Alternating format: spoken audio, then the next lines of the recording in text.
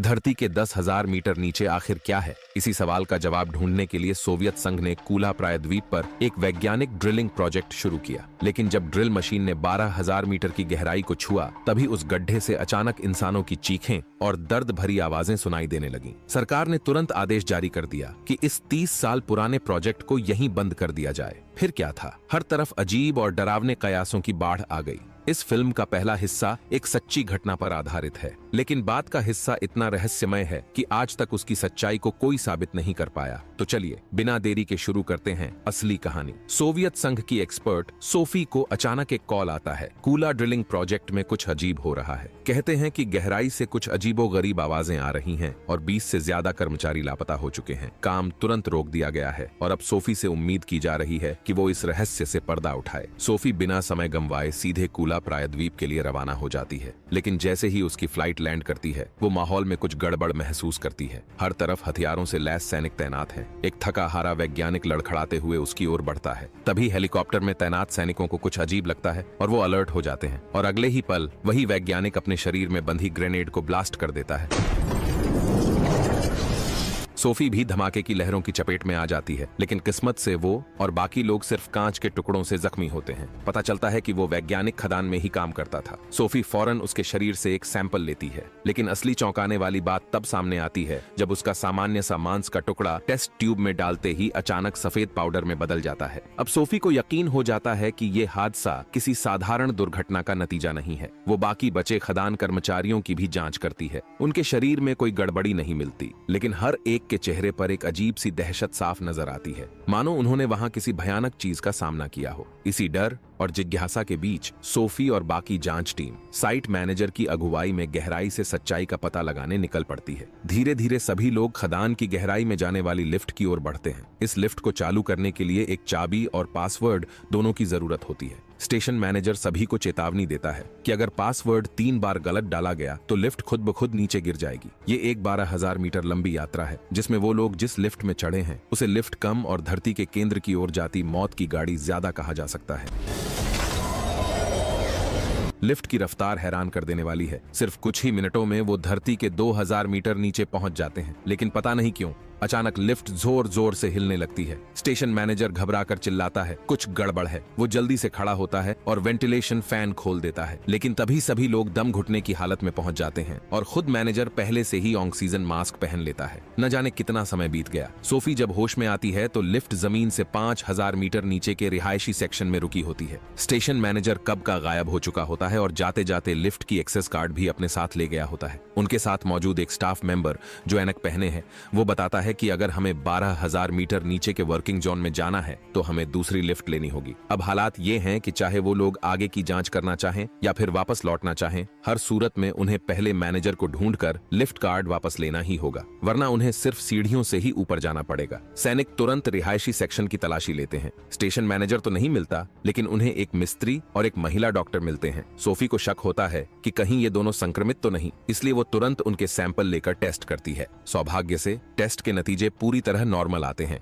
इसके बाद सैनिक स्टेशन मैनेजर की तलाश जारी रखते हैं। सोफी भी उनके साथ जुड़ना चाहती है, लेकिन तभी चौंकाने वाली बात यह होती है कि स्टेशन मैनेजर खुद सामने आ जाता है। वो कहता है कि खदान का अंदरूनी हिस्सा बेहद खतरनाक है और सभी को जल्द से जल्द वहां से निकल जाना चाहिए। उसकी बात सुनकर सबको हैरानी होती है। सोफी उसकी बात पर यकीन नहीं करती और सैनिकों को बुला लेती है। मैनेजर अचानक तेजी से लिफ्ट को एक्टिवेट करता है और अकेले ही 12,000 मीटर गहरे वर्किंग जोन की ओर निकल जाता है। अब तो यह तय हो जाता है इस स्टेशन मैनेजर में कुछ गड़बड़ है। शायद वही है जिसने उन गुमशुदा वर्कर्स को फंसा दिया। टीम का प्रमुख, एक गंजा अफसर, एक सुझाव देता है कि वो खुद सैनिकों को लेकर नीचे पैदल जाएंगे ताकि स्टेशन मैनेजर को पकड़ सकें, क्योंकि जैसे जैसे जमीन के अंदर जाते हैं तापमान बढ़ता जाता है, इसलिए सभी सैनिकों को हीट प्रूफ सूट पहनने होंगे। लेकिन तभी जब वो सभी पैदल रास्ते में दाखिल होने ही वाले थे, वो भारी दरवाजा अपने आप खुल जाता है। अंदर से एक सफेद कपड़ों में महिला बाहर निकलती है। चश्मा पहने व्यक्ति सबको बताता है कि ये भी उसी खदान में काम करने वाली एक वर्कर है, लेकिन अब इसकी मानसिक स्थिति ठीक नहीं है। शुरुआत से लेकर अब तक एक शब्द नहीं बोली है। सोफी को हैरानी होती है कि इतनी गहराई में, इतनी गर्मी के बीच ये महिला कैसे जिंदा बची रह गई। वो उसका फुल बॉडी चेकअप करने का फैसला करती है, लेकिन जैसे ही उसकी पीठ पर से कपड़ा हटाया जाता है, हर कोई चौंक कर अपनी आंखें फाड़ लेता है। उस महिला की पीठ पर भयानक फफोले उगे होते हैं, मगर हैरानी की बात ये कि उसे जरा भी दर्द नहीं हो रहा था, जैसे कि ये फफोले उसके शरीर का ही हिस्सा हों। सोफी बहुत सावधानी से उसका एक ऊतक सैंपल लेती है और जब उसे माइक्रोस्कोप से देखती है तो पाती है कि ये कोई अनजानी फफूंदी फंगस है जो बेहद तेजी से फैलती है। मगर असली डरावनी बात तो अब सामने आती है। महिला के हाथ अपने आप मरोड़ने लगते हैं और फिर वो जैसे पागल हो गई हो, उसका सिर जोर जोर से आइसोलेशन रूम के दरवाजे पर टकराने लगता है। अचानक उसका पूरा शरीर जोरदार धमाके से फट जाता है। पास ही मौजूद सोफी घबरा जाती है और एक जवान अफसर के साथ तेजी से उस कमरे की तरफ भागती है। जैसे ही वो दरवाजा खोलती है, देखती है कि पूरा कमरा फंगस से भरा हुआ है। वो महिला और डॉक्टर दोनों मर चुके हैं। सोफी उनका सैंपल लेना चाहती थी, लेकिन तभी उन लाशों से अचानक भारी मात्रा में फफूंदी के बीज निकलते हैं जो पल भर में पूरा कमरा भर देते हैं। शुक्र है सोफी ने फुर्ती से गैस मास्क पहन लिया और उसी वक्त मिस्त्री कमरे का दरवाजा खोलकर उसे बाहर खींच लेता है। मगर मिस्त्री की हालत बहुत खराब होती है, शायद वो भी फंगस से संक्रमित हो चुका है। एकमात्र राहत की बात यह थी कि सोफी के पास अब एक बेहद कीमती सैंपल था। जब उसने उसका परीक्षण किया तो पता चला कि ये फंगस ठंड से बहुत डरती है और ये इंसानी शरीर में जीशेंग यानी परजीवी की तरह रह सकती है, लेकिन अगर इसे ठंडे माहौल में डाला जाए वो तुरंत सफेद पाउडर में बदल जाती है और अपनी सारी सक्रियता खो देती है। माना जाता है कि लाखों साल पहले ये जीव दुनिया को तबाह कर सकते थे, मगर सौभाग्य से तभी पृथ्वी पर बर्फीला युग आ गया, जिसकी वजह से ये फफूंदी ठंडी मिट्टी में जमकर हमेशा के लिए दब गई। संक्रमित युवा अधिकारी वहीं तय करता है कि वो कभी भी जमीन के ऊपर वापस नहीं जाएगा। अगर ये फफूंदी आज के गर्म, नमी वाले और घनी आबादी वाले समाज में पहुंच गई तो वो उसके लिए सबसे आदर्श वातावरण बन जाएगा। लेकिन गंजा अफसर कुछ और ही सोच रहा था। उसके अनुसार ये फफूंदी विज्ञान की दुनिया के लिए एक बहुत बड़ी खोज है। अगर सही तरीके से इसका इस्तेमाल किया जाए तो ये एक अतुलनीय जैविक हथियार बन सकती है। सोफी इस पर अब और बहस नहीं करती। वो और बाकी सैनिक हीट प्रूफ सूट पहनकर पैदल रास्ते से वापस जमीन पर लौटने की तैयारी करते हैं। लेकिन जैसे ही गेट खुलता है, अंदर से एक और इंसान बाहर आता है। वो वही सैनिक था जिसे नीचे स्टेशन मैनेजर को पकड़ने भेजा गया था। अब उसकी एक बाजू गायब है, चेहरे पर डर के सिवा कुछ नहीं, जैसे उसके पीछे कोई भयानक चीज उसका पीछा कर रही हो। गंजा अफसर तुरंत चिल्लाता है, गेट बंद करो, और तभी अंदर से जोरदार टकराने की आवाजें आने लगती हैं। सबके चेहरे पर डर साफ नजर आता है और सब भागकर वापस जीवन क्षेत्र में लौट जाते हैं। अब जब रास्ता बंद हो गया है और लिफ्ट भी बेकार हो चुकी है, तो अब उनकी जिंदगी और मौत के बीच कोई और विकल्प नहीं बचा। तभी लिफ्ट मिस्त्री सामने आता है और कहता है, हम बिना कार्ड के भी लिफ्ट चला सकते हैं। हालांकि उस प्रक्रिया में लिफ्ट पूरी तरह फ्री फॉल यानी नीचे गिरती रहेगी और आखिरी पल में ब्रेक मारकर अगर सही समय पर किया गया तो लिफ्ट सीधे 12,000 मीटर की गहराई पर रुक सकती है। फिर वहां से स्टेशन मैनेजर को ढूंढकर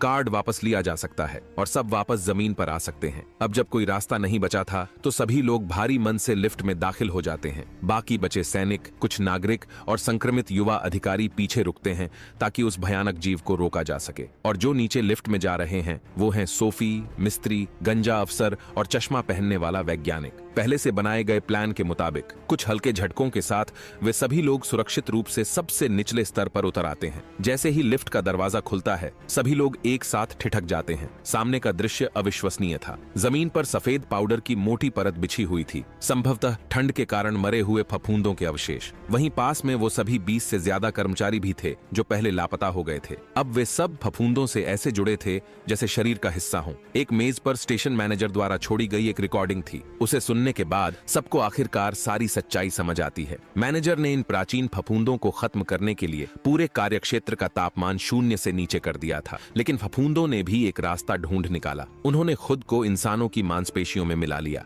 इस तरह वो एक विशाल मांस के गोले में बदल गए जो अपने भीतर गर्मी बनाए रख सकता था। रिकॉर्डिंग के अंत में स्टेशन मैनेजर की आवाज टूट जाती है। वो कहता है, अब इंसानियत का अंत निश्चित है। मैं अब फफूंदों के घोंसले में जा रहा हूँ, शायद वहीं मर सकूं। कोई भी उसे रोक नहीं सकता था, लेकिन दिक्कत ये थी कि उसका पास लिफ्ट कार्ड भी था। सोफी तुरंत हीट प्रूफ सूट पहनकर उसे बचाने निकलना चाहती है, लेकिन तभी गंजा अफसर रास्ता रोकता है। वो कहता है, तुम्हारी जरूरत जमीन पर ज्यादा है। इतना कहकर वो खुद सुरंग की तरफ बढ़ जाता है। 5 मिनट बीत जाते हैं, लेकिन गंजा अफसर अब तक नहीं लौटा। सोफी को कुछ ठीक नहीं लग रहा। वो झट से हीट प्रूफ सूट पहनती है और बाहर की ओर दौड़ जाती है। तेज गर्म हवाओं की टक्कर उसे लगभग गिरा देती है, लेकिन खुद को संभालते हुए वो थोड़ा आगे बढ़ती है, जहां उसे जमीन पर गिरा पड़ा गंजा अफसर दिखता है। उसके हाथ में लिफ्ट कार्ड था, लेकिन वो खुद वापस लौटने में नाकाम रहा। सोफी जैसे ही कार्ड उठाकर पलटती है, उसकी नजर सामने पड़ती है एक गहरी लाल रंग की फफूंद की दीवार पर। यह बेशक फफूंदों का घोंसला था। सोफी हिम्मत जुटाती है और किसी तरह वहां से भागकर